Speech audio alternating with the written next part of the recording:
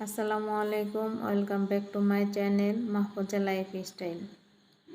আশা করছি যে যেখান থেকে আমার এই ভিডিওটি দেখছেন আল্লাহর রহমতে সবাই ভালো আছেন। আলহামদুলিল্লাহ, আমিও ভালো আছি।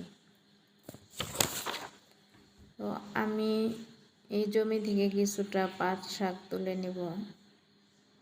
যেহেতু পাট গাছ বড় হয়ে যাচ্ছে, এই জন্যে ছোটো থাকতেই শাক তুলে নিতে হবে। পাট বড় হয়ে গেলে সেই শাকটা খেতে ভালো লাগে না। এই ছোট ছোট গাছ থেকেই পাট শাক তুলে নিলে জমি থেকে তো অনেক ভালো লাগে। পাট কয়েক ধরনের হয়ে থাকে, তার মধ্যে এটা দেশি পাট, যা শাক খেলে আপনি তেতো লাগবে না এবং খেতে অনেক মজাদার। তো আমি এখান থেকে কিছু পাট শাক তুলে নিচ্ছি, দেখুন।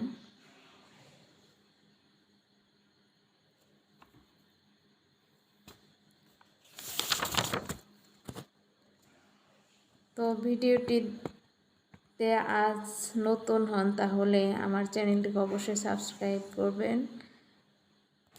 আর আপনার পাশে থাকাটা আমার ক্ষুদ্র চ্যানেলটিকে অনেক দূরে এগিয়ে নিয়ে যেতে পারে। পাট শাক তুলে এখন আমি বাড়ি ফিরে যাচ্ছি। এবার আমি অফ ক্যামেরায় শাকগুলো ধুয়ে পানি ঝরিয়ে নিলাম। ফ্রাই প্যানে কিছু সরিষার তেল দিয়ে নিলাম।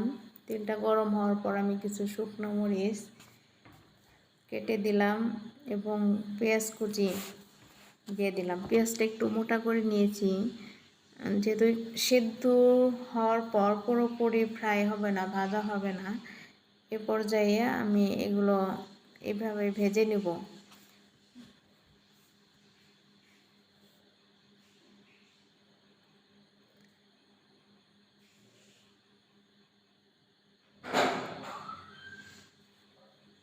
যেহেতু আমি ঝরঝরে পাট শাক রান্না করব, সেজন্যে পেঁয়াজ ভাজার পর আমি ধুয়ে রাখা শাকটা দিয়ে দেব। এভাবে মিনিট 5 রান্না করার পর আপনার শাকটা হয়ে যাবে। এতে শাকটা সবুজ থাকবে এবং ঝরঝরে হবে। আমরা অনেক সময় দুইভাবে খেয়ে থাকি, এটাও আমি আমার জন্য পারফেক্ট ভালো মনে হয়, যেহেতু ঝরঝরে শাকটা আমি খাবো। পাট শাক নরম হলে ভালো লাগে না। আর এই জন্যে আমি এই পদ্ধতি অবলম্বন করে রান্না করি। সিদ্ধ করে পরে আমি পেঁয়াজ মরিচ দিয়ে বাগার দিই না। তো ভিডিওটি ভালো লাগলে একটি লাইক দিয়ে দিন। আশা রাখি সবাই ভালো থাকবেন। আল্লাহ হাফেজ।